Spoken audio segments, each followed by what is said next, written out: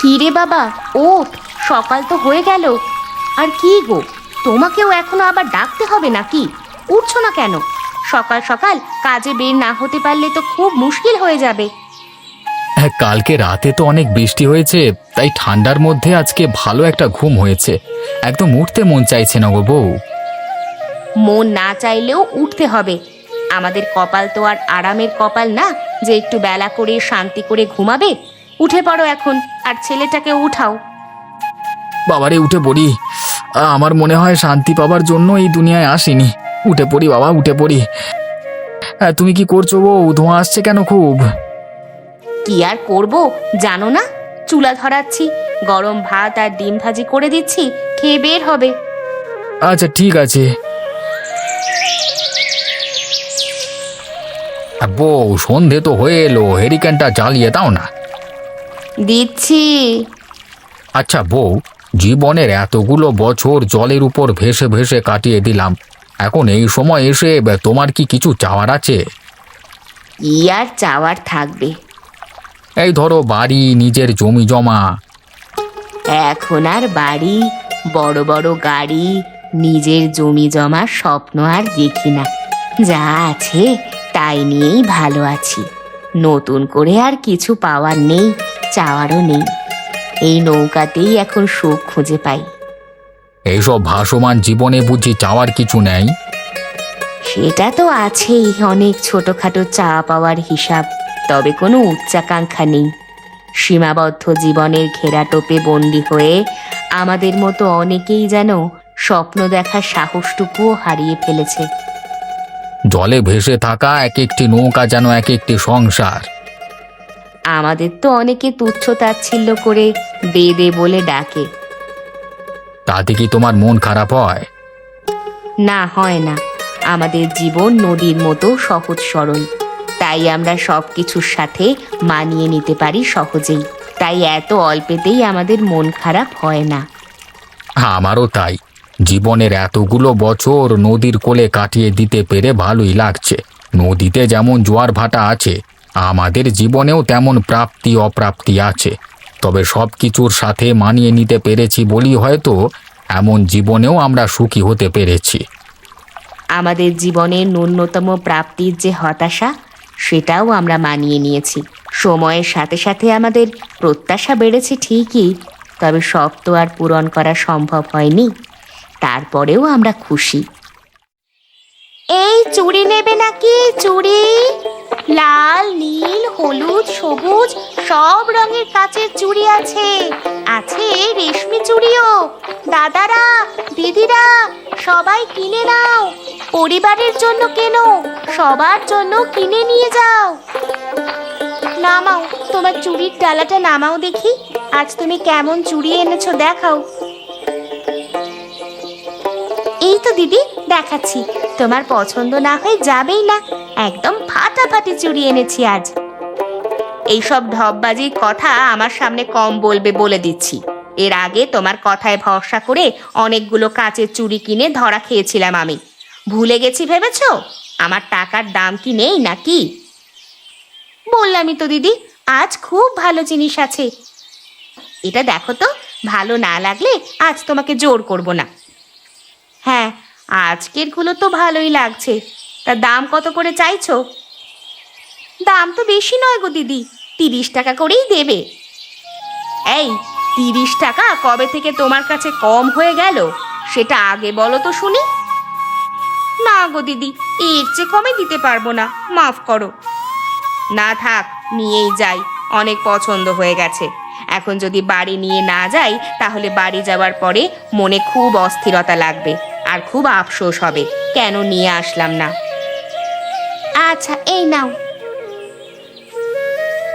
এই যে ধরো 30 টাকা।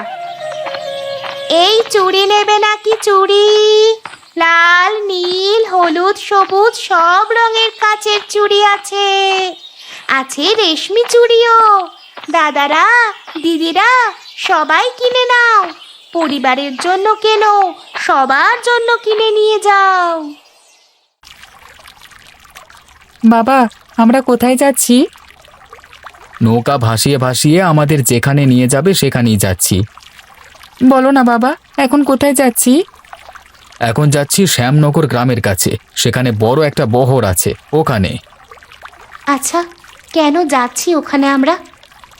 সামনে তো শীতকাল আসছে, তাই আগে থেকেই এমন একটা জায়গায় যেতে হবে যেখানে শীতের ঠান্ডা বাতাস একটু কম করে আসবে, না হলে তো এত শীতের মধ্যে জমে আমরা বরফ হয়ে যাব। ও আচ্ছা, তাহলে আমরা সবাই মিলে এই জন্য যাচ্ছি। তাছাড়া এক জায়গায় অনেক দিন থাকতে কি ভালো লাগে বলো? নতুন নতুন জায়গায় গেলেই তো ভালো লাগে। এবার খুব সুন্দর একটা জায়গায় যাচ্ছি, যেখানে নদীর চারিদিকে অনেক ফুলের গাছ থাকবে। কাশফুলও থাকবে? হ্যাঁ, থাকবে তো। ঠিক আছে, তাহলে খুব ভালোই হবে। কত সুন্দর সুন্দর ফুল, সাথে কাশফুলও আছে, কত রঙিন প্রজাপতিও আছে সাথে। আহ, চুপ করে বস তো, এত নড়াচড়া করিস কেন? তোমরা সবাই শক্ত করে নৌকা ধরে বসো, আমি পাড়ের সাথে নৌকা বেঁধে দিচ্ছি। আচ্ছা বাবা। আচ্ছা, এখন শোনো সবাই, আজ কেউ রান্না করবে না আলাদা করে। আজ আমি আমাদের সকলের জন্য খিচুড়ি আর মুরগি দিয়ে দেশি আলু দিয়ে মাখা মাখা করে রান্না করব। খুব মজা হবে বড় মা, একদম পিকনিকের মতো হবে। নতুন জায়গায় আসার উপলক্ষে এই আয়োজন। আচ্ছা, আমরা সবাই তোমাকে সাহায্য করব কিন্তু।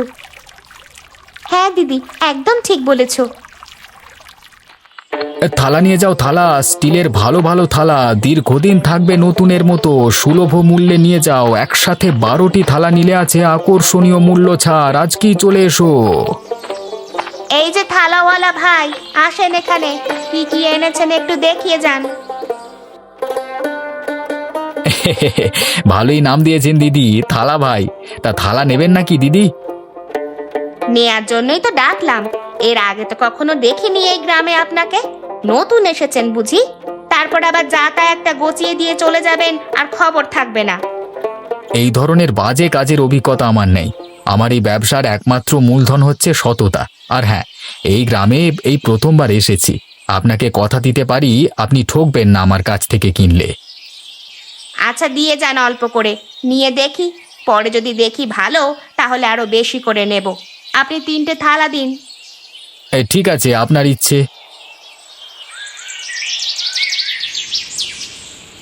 কই গো, ওঠো, ভোর হয়ে গেছে যে। তাই নাকি? কিন্তু চারিদিকে এত অন্ধকার কেন? কিছুই তো দেখতে পাচ্ছি না। শীতের ভোর তো এমনই হয়, চারিদিকে একদম অন্ধকার থাকে কুয়াশার কারণে। কি একটা যেন শব্দ হচ্ছে, বোট আসছে নাকি? হ্যাঁ, বোটের মতোই তো শব্দটা লাগছে। চলো একটু পাড়ে গিয়ে দাঁড়াই। হ্যাঁ, ঠান্ডা ঠান্ডা বাতাস, চারিদিকে ভোরের আবছা আলো, আবছা অন্ধকার, সাথে ফুলের সুবাস, পাখির কলতান, এ যেন অলৌকিক একটা দৃশ্য। হ্যাঁ, তুমি একদম ঠিক কথাই বলেছ। চলো পাড়ে দাঁড়াই।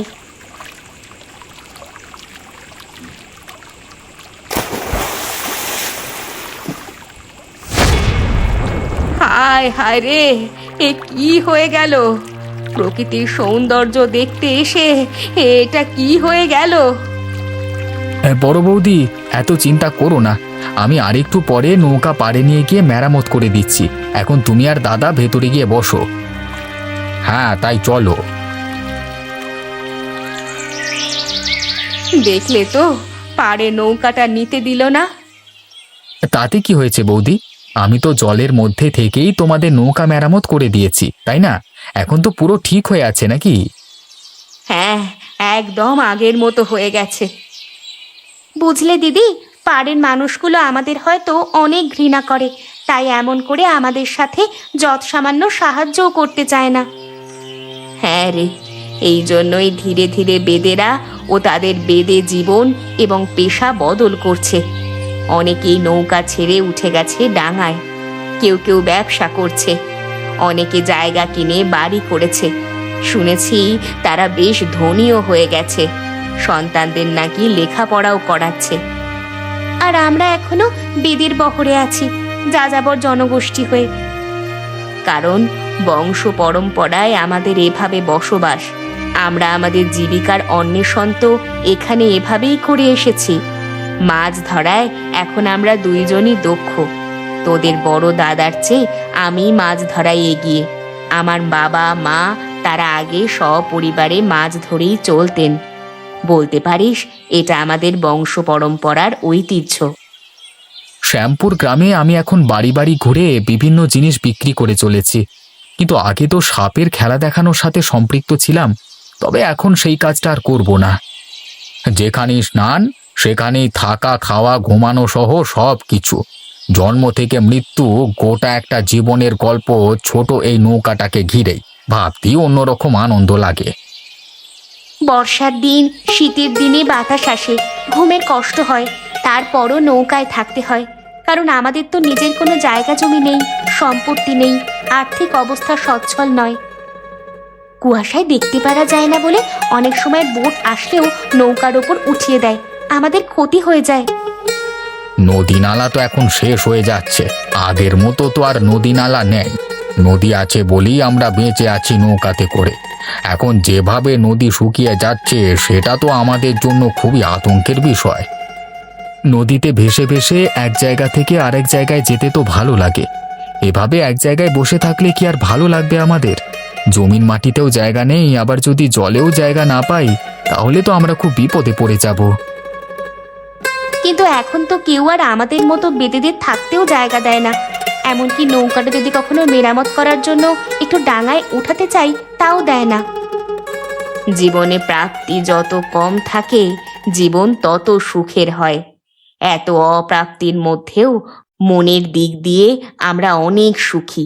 সমাজের মানুষের অবহেলা আর অবজ্ঞার কারণেই ধীরে ধীরে বেদে নামটা ঝেড়ে ফেলতে চাইছে অনেকে। এখন অনেকেই নিজেদের সওদাগর হিসেবে পরিচয় দিতেই স্বচ্ছন্দ বোধ করেন। সভ্যতার অগ্রগতির সাথে সাথে তারা ব্যবসা বাণিজ্য করে সচ্ছল হয়ে গেছে, অনেক শিক্ষিত হয়ে গেছে। আমরা কি তাহলে অনেক পিছিয়ে যাচ্ছি দাদা? এখন অনেকেই স্থানীয়দের সাথে মিলে মিশে গেছে, তাদের আচার ব্যবহার ভালো, ডাঙার মানুষও তাদের পছন্দ করছে। অনেকে আবার তাদের ছেলে মেয়ের পড়াশোনার দায়িত্ব নিয়েছে শুনলাম। কিন্তু প্রকৃতি আমাকে মুগ্ধ করে, আর নদী আমাকে খুব আপন করে যেন কাছে টানে। ছেড়ে যাওয়া সম্ভবপর নয়। ফসল তোলার মৌসুমে গ্রামেগঞ্জে পরিভ্রমণ এবং ব্যবসার জন্য আগে তো আমাদের মধ্যে অনেক গাওয়ালে যেত। সাথে থাকতো সাপের ছুরি আর দাঁতের ব্যথা কোমরের ব্যথা সারানোর ওষুধ। এখন মনে হয় আমাদের মধ্যে সবাই একটি সুশৃঙ্খল জাতিতে পরিণত হয়ে গিয়েছে। তাই এখন বাবা মায়েরা অনেকেই নৌকাতে থাকলেও ছেলেমেয়েরা লেখাপড়া করে বাড়ি বানিয়ে আছে ডাঙায়। হ্যাঁ, সবাই এখন একসাথে এক গোষ্ঠী হয়ে ভাই ভাইয়ের মতো বসবাস করছে তারা। আর আমরা এখন চুড়ি, স্টিলের থালা, জামা কাপড় বিক্রি করে চলেছি, আর বিভিন্ন সময় বিভিন্ন জায়গায় গিয়ে আবার ফিরে আসি বেদে বহরে। এতে নৌকা ভ্রমণও হয়। নৌকা থেকে দেখা গ্রামীণ পরিবেশ দেখার দরুন এক অভিজ্ঞতা। সাধারণ সমতল ভূমিতে থেকে এই আনন্দ কি কখনো পাওয়া যাবে? দাদা, আসলে আমরা যত যাই বলি না কেন, দিন শেষে কিন্তু এই জীবনেই আমরা ভীষণভাবে অভ্যস্ত হয়ে পড়েছি। এই নৌকা, এই জল, এই প্রকৃতি সবকিছু ছেড়ে পাড়ে গিয়ে এখন মনে হয় আর বাঁচতে পারবো না আমরা।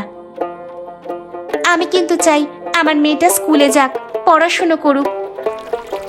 আমার জীবনের জন্ম থেকে 60 বছর কাটিয়ে দিয়েছি এই নৌকায় করে। এখন তো আর অন্য কোথাও যাওয়া আমার পক্ষে সম্ভব নয়। সেটা আমিও চাই রে, আমার ছেলেটাও যেন পড়াশুনো করে। এরপর তাদের যদি ইচ্ছা হয় চাকরি করে নিজের পায়ে দাঁড়িয়ে জায়গা জমি কিনবে, ইচ্ছে হলে বাড়ি বানিয়ে সেখানেই তারা থাকবে। আর আমাদের তো জীবন প্রায় এখানেই ভালো কেটে যাচ্ছে। বাকি জীবনটাও না হয় এখানেই কাটিয়ে দেব, কি বলো? হ্যাঁ, সেটাই। বৌদি তো আজকেও আমাদের জন্য রান্না করছো, তাই না? হ্যাঁ, গল্প করতে করতে বুঝি দেরি হয়ে গেল। আমি এক্ষুনি দিচ্ছি সবাইকে খাবার। হ্যাঁ, না বৌদি, তাড়াহুড়ো করতে হবে না। আজ মনে হয় কারোর পেটে ক্ষুধা নেই। সবাই আজ অনেক দিন পরে আমাদের সকল গল্প শুনলো।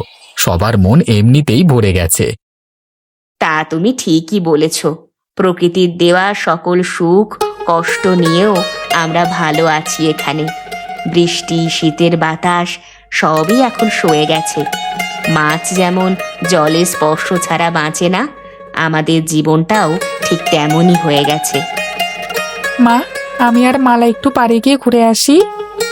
যা, তবে সাবধানে থাকবি, কারো সাথে কোনো ধরনের ঝামেলা পাকাবি না, আর তাড়াতাড়ি করে চলে আসবি। আচ্ছা মা। বাবা মায়েদের কথা শুনে বোঝা গেছে তারা সারা জীবন নৌকাতেই থাকতে চায়, আর এক জায়গায় থেকে আরেক জায়গায় যেতে চায়। তুইও কি তাই চাস? আমি পড়াশোনা করে জমি কিনে একটা বড় বাড়ি বানাতে চাই। আমিও তাই চাই, আর সেখানে আমরা 3 পরিবারের সবাই একসাথে থাকবো আনন্দ করে। হ্যাঁ রে, আজ থেকে আমরা পড়াশোনা করব, মাকে বলবো আমি। আচ্ছা।